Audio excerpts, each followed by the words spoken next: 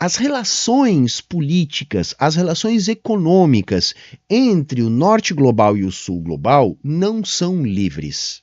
É isso que a gente tem que entender. Embora elas sejam formalmente livres, elas não são realmente livres. Há uma dominação do norte sobre o sul, ou seja, das ex-metrópoles sobre as ex-colônias, tá? Por quê? Porque a dominação política é produto da dominação econômica. Essa semana saiu um artigo na Nature que foi avaliar a questão de trabalho e salário. Então olha que interessante, eu vou colocar a capa desse artigo aqui na tela. E o que esse artigo foi fazer foi avaliar as horas trabalhadas e o preço de hora trabalhada e quem trabalha e para onde esse trabalho é mandado e para onde essa riqueza que é produzida é mandada. Então o artigo é esse que está aqui na tela. Ele está na descrição da live de hoje. E o que esses caras fizeram foi analisar o valor da hora trabalhada, quantas horas são trabalhadas e principalmente para quem esses caras estão trabalhando, para quem a gente está trabalhando. Então, tudo que é produzido aqui, para onde essa riqueza vai ou para onde os produtos que são produzidos vão. Tá? Só um detalhe, tá? Para nós marxistas, assim, o que eles estão se referindo aqui como valor, na verdade, é preço, tá? Preço da força de trabalho, que o artigo está avaliando, tá? E, bom, a gente sabe que o preço não é igual ao valor, entretanto, os preços perseguem o valor. E se a gente olha para o conjunto da economia capitalista, aí sim a gente tem os preços iguais ao valor. Embora quando a gente olha os preços isoladamente na economia capitalista, eles jamais são iguais ao valor. Mas, de qualquer maneira, o que a gente tem para avaliar são os preços. Por quê? Porque a economia capitalista, ela transaciona mercadorias, né, de maneira mais superficial pelos seus preços. Tá? Então, aquilo no nível mais raso de abstração que a gente está vendo, né, o que a gente consegue ver ali no concreto sensível, é a dinâmica dos preços. Entretanto, como a gente sabe que os preços perseguem o valor e, portanto, são pautados pelo valor, a partir da dinâmica dos preços, a gente também consegue ter a questão tendencial do valor, que é o que nos interessa.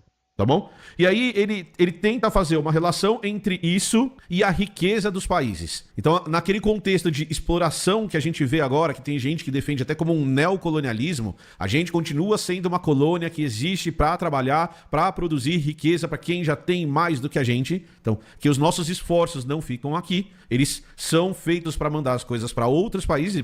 E é isso, tá, gente? Assim, essa divisão político-econômica do mundo entre norte global, sul global, já foi primeiro mundo, segundo, terceiro mundo, já foi mundo desenvolvido, mundo subdesenvolvido, mundo desenvolvido, mundo em desenvolvimento, enfim, dá para chamar de várias formas. O da moda agora é norte global e sul global.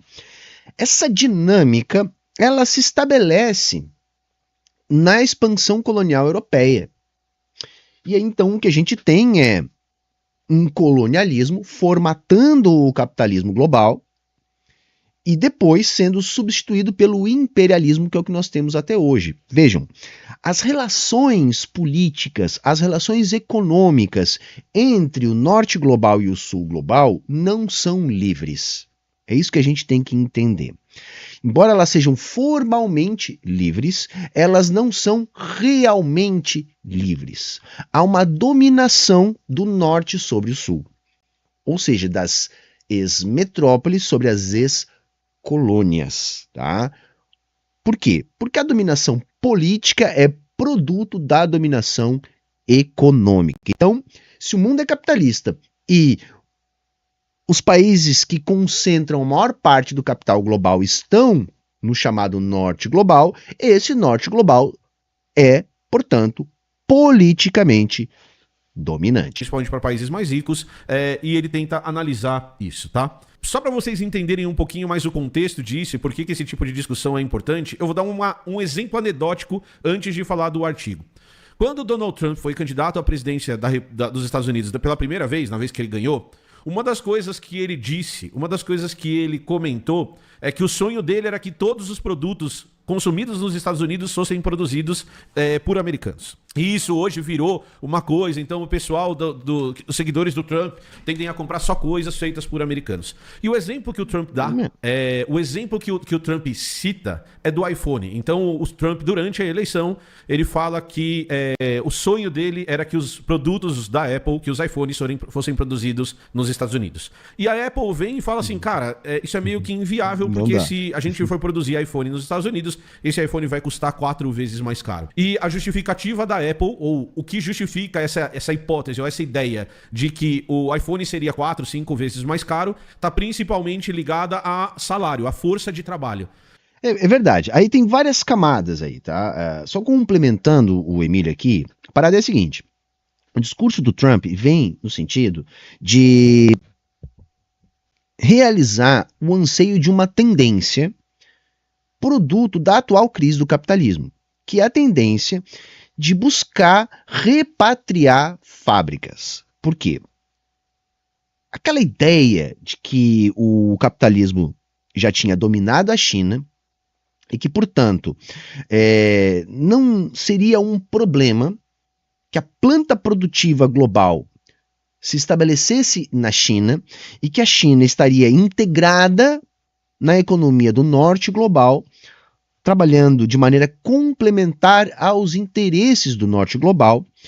Essa ideia ela já não é mais uma ideia de consenso. Ao contrário, vem se formando um consenso oposto ao dessa ideia.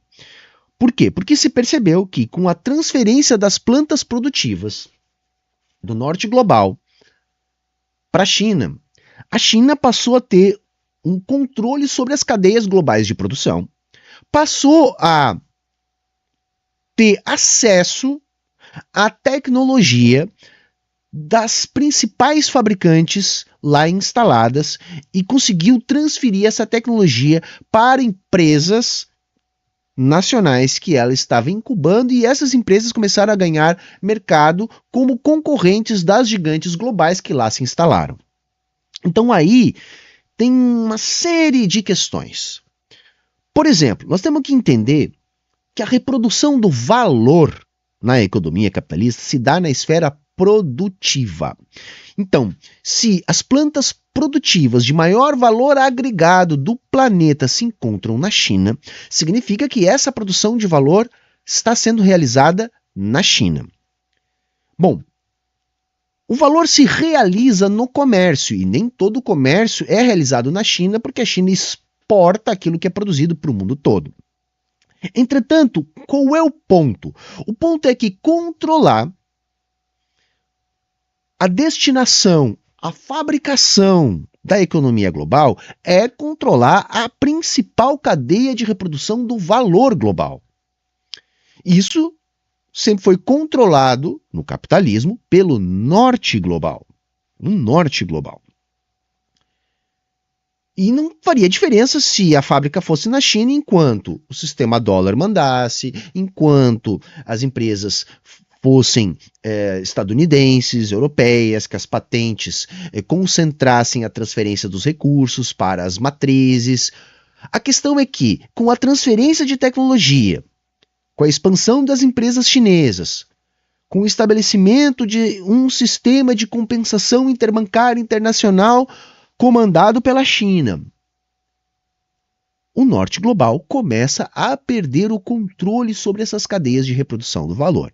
Isso significa que produzir mais barato na China, onde o chinês é mais barato que o alemão ou que o estadunidense em termos de custo da força de trabalho, onde você tem acesso à logística, à energia, à escala chinesa, à rede de transmissão logística internacional chinesa, para ter acesso a tudo isso que barateia o custo da sua produção, e que foi muito sedutor, porque aí você conseguiu manter no norte global apenas os serviços especializados responsáveis, né, pelas matrizes dessa produção que estava sendo empurrada para o sul global, por exemplo, na China. Era muito interessante. Agora deixou de ser, gente. Por quê? Porque o norte global percebeu que isso está enriquecendo a China. que começou a absorver esse valor produzido não só lá, mas no mundo inteiro, porque também se transformou num grande cluster, né? Onde também vai haver uma transferência da riqueza estrutural. Então, por isso o discurso do Trump de repatriar fábricas. E a Apple diz que isso não é possível. Por quê? Por causa do preço do trabalhador estadunidense. E aí você não conseguiria ter o preço do iPhone se o iPhone fosse produzido nos Estados Unidos. Então, embora o discurso do Trump reflita uma realidade, que é a percepção que a China não está lá apenas para produzir e mandar a riqueza para os Estados Unidos, está lá para produzir e ficar com essa riqueza e concorrer com os Estados Unidos. Tá? Então, por um lado, há essa percepção nesse discurso do Trump, por outro lado, há a constatação de que não dá para manter o preço do iPhone no patamar que está se o iPhone for produzido por trabalhadores estadunidenses. Beleza?